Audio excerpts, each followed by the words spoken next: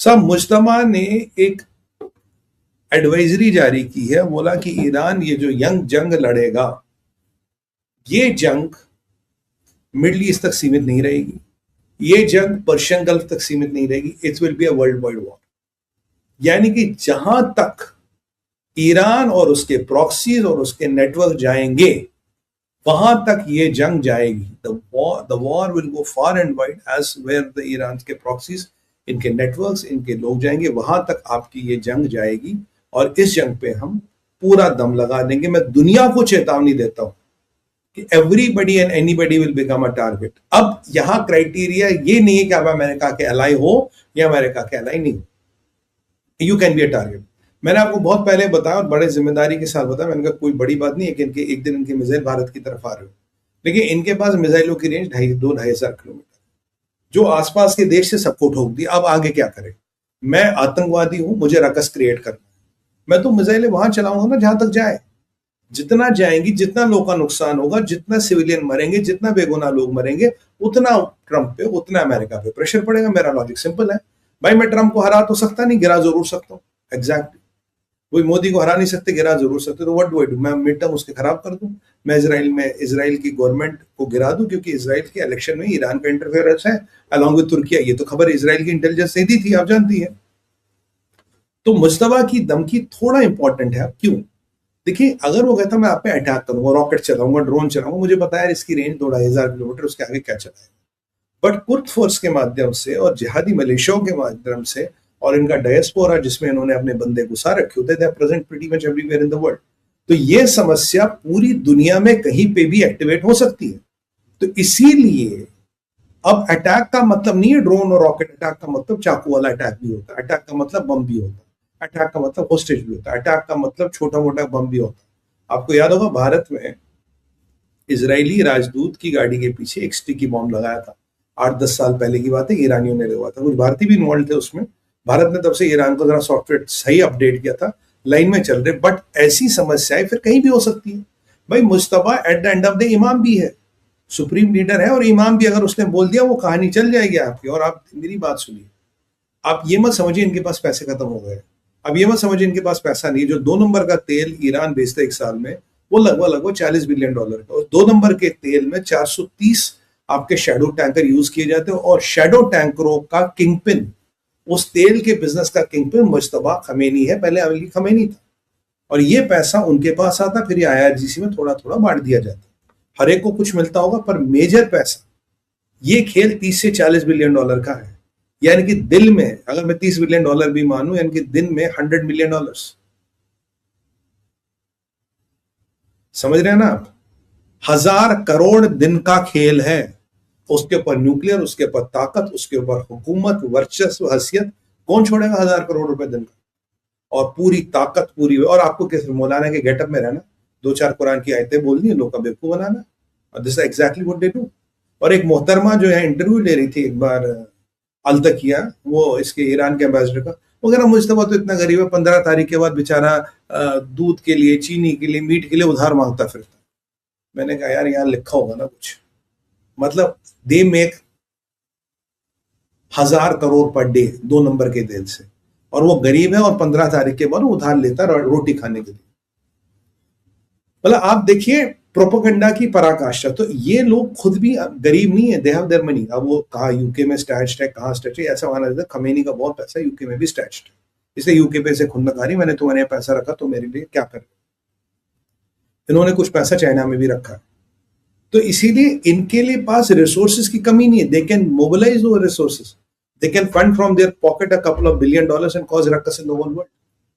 अब टूटे फूटे मुस्तफा को इससे ज्यादा क्या फूटो फोड़ोगे? ठीक है, ऊपर भेज दोगे, वो तो वैसे ही जाने को तैयार है। वो तो कह रहा होगा तुमने लड़का दिया ना धरती पे ना आसमान पे, ऊपर जाते कम से कम हूर की गोद में अंगूर खाते, शहीद तो बनते। यहाँ तो फंसा रखा है यार तुमने, कोई गलत बात है तुम्हारी? तो ये मुस्तफा की धमकी थोड़ा चीजों को बढ़ा देती है। इसके बाद आते हैं हमास फेल। अब हमास, कल आप जानते हैं कि ट्रंप बड़ा खुश था, पीस बोर्ड, ISKPF, ये वो, और उसका इजराइल बड़ा खुश है। बेन ज़वीर ने कल ही कहा था यार ये डील इजराइल को मंजूर नहीं है, क्योंकि ये डील इजराइल की सुरक्षा को फंडामेंटली डिस्टर्ब करती है, and we can not take सुरक्षा में risk. After 7th October we can not take सुरक्षा मेजर्स। अब लॉजिकली 7th अक्टूबर को प्लान तो एक और था, मैं आपको बताऊंगा। 7th अक्टूबर को प्लान था यहां से हमास अटैक करेगा, वहां से हिजबुल्ला अटैक करेगा। हसन नसरुल्लाह माना नहीं।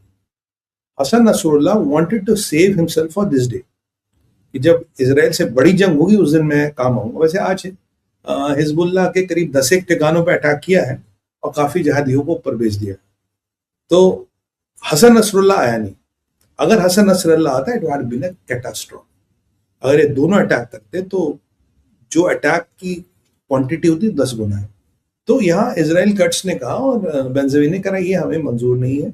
हमास का या तो अभी वेपन रखवा लो एक साथ, ये किस्तों में टुकड़ों में उसके सामने इसके सामने, वो मंजूर नहीं है। हमास कह रहा है कि मैं वेपन छोड़ूंगा नहीं। आईआरजीसी ने अभी भी धमकी दी है, कह रहा अगर आप हमास से वेपन छोड़ने को कहोगे आपके लिए ठीक नहीं होगा। और अभी गाजा के अंदर कौन खिलाड़ी? गाजा के अंदर खिलाड़ी आईएचएच। ये आईएचएच कौन है? आईएचएच आपका तुर्किया का ये जहादी संगठन है जिसको तैयब अर्दोगन चलाता है, उसको गाजा भेज दिया गया इनके सुपरविजन के लिए। तो बेसिकली तुर्किया की सेना या तुर्किया की इंटेलिजेंस आईएचएच के माध्यम से हमास के ऊपर हाथ रखे हुए हैं। तो हमास पूरी तरह से अनाथ नहीं हुआ और तैयब अर्दोगन पहुंच चुका है। और ये इजराइल को पता है, अमेरिका को पता है। तो ऐसे में जो अब आईआरजीसी की धमकी आ रही है, जो आईएचएच अंदर सक्रिय है, जो हमास कह रहा है मैं हथियार नहीं दूंगा, और दूंगा भी तो छोटे हथियार दूंगा, बड़े नहीं देता। छोटे हथियार मतलब चक्कू, कंगा। अब सवाल यह है कि क्या इजराइल इतना बड़ा सिक्योरिटी रिस्क ले सकता है? इजराइल ने मना कर दिया। और यानी कि जो हमास के साथ डील हो रही थी वो भी फेल हो गई। और यहाँ एक और बड़ा इंपॉर्टेंट अध्याय मैं बता दूं, अभी क्या हो रहा है कि आईआरजीसी 4 लोगों को कोऑर्डिनेट करा। हिजबुल्लाह का जो भी मिलिट्री कमांड एंड कंट्रोल अभी है वो आईआरजीसी चला रहा है। क्यों? क्योंकि जब भी हिजबुल्लाह के लोग मारे जाते हैं आईआरजीसी के लोग भी मारे जाते हैं। क्योंकि अगर 8 हुए तो 2 आईआरजीसी वाले। कमांड एंड कंट्रोल आईआरजीसी के पास है। क्योंकि जब रादवान फोर्स के लोगों को मारा इसराइल ने और सब कमांडरों को निकाल दिया, अब कमांडरों की कमी थी, कमांडर कहां से, रात रात में कहां से बनाए, तो भेज दिया ईरान से, चलो बेटा बनो कमांडर। अब जब ये हिजबुल्लाह के जहादी मारे जाते, कमांड कंट्रोल सेंटर उड़ाए जाते, तो इसमें आईआरजीसी के लोग बाय डिफॉल्ट मरते हैं। ठीक है, तो आईआरजीसी से यहां से ईरान कोऑर्डिनेट करवा रहा है हिजबुल्लाह। यहां से दूसरा इंपॉर्टेंट है, यहां से शिया मलेशिया का भी मिलिट्री पार्ट आईआरजीसी देख रहा है, हुतियों का मिलिट्री पार्ट आईआरजीसी देख रहा है, और गाजा का मिलिट्री पार्ट आईएचएच देख रहा है, along with Turkish intelligence and Turkish सेना। ये आईएचएच देख रहा है। तो बेसिकली इन सब का काम है, देखिए हिजबुल्लाह का काम है इसराइल, आईएचएच का काम है गाजा से इसराइल, थ्रू गाजा इसराइल। ठीक है, शिया मलेशिया का काम है इसराइल, जॉर्डन, सऊदी अरबिया, और जो आपके हुतीस है उनका काम है सऊदी अरबिया और जॉर्डन, क्योंकि उनकी इसराइल तक रीच नहीं है। तो ये मैं फिर समझाऊं आपको, 4 है, हिजबुल्लाह, हुती, शिया मलेशिया और आईएचएच। हिजबुल्लाह इसराइल, समझे आप? अब ये है हमास, हमास इसराइल थ्रू आईएचएच जो तुर्किश इंटेलिजेंस और तुर्किश सेना का आउटशूट। हुती इनका सऊदी अरबिया, जॉर्डन, शिया मलेशिया जो इराक से ऑपरेट करेगा, इनका काम है, अगेन आईआरजीसी चलाता है इनको, यहां आईएचएच चलाता है, बाकी आईआरजीसी। इनका काम है जॉर्डन, सऊदी अरबिया, इसराइल, ये तीनों पे काम करेंगे।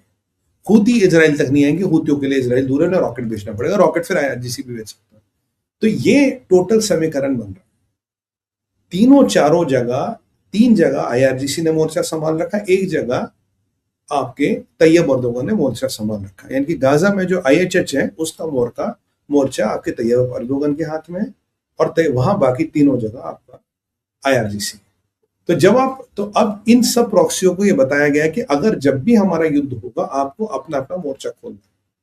मोहम्मद बिन सलमान के बैकफुट पे आने का कारण यही है, क्योंकि ये सारे मोर्चा खोल देंगे जैसे इसराइल और अमेरिका ईरान पे अटैक करेंगे।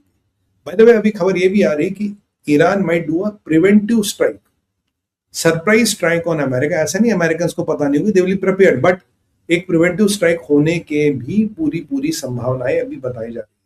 This might be done by आपका ईरान। ईरान ये चीज कंटेम्पलेट कर रहा है, क्योंकि उन्हें पता है कि हमने झूठ वूठ बोल के कब तक ट्रंप को रोकोगे, एक दिन डेढ़ दिन। इसलिए अगर आप सोचते हो कि ट्रंप रुक गया, युद्ध टल गया, नहीं, युद्ध फिलहाल के लिए टला है। एक दिन 12 घंटे 14 घंटे, उसका आज रात को भी शुरू हो जाए, वो वोंट बी सरप्राइज्ड।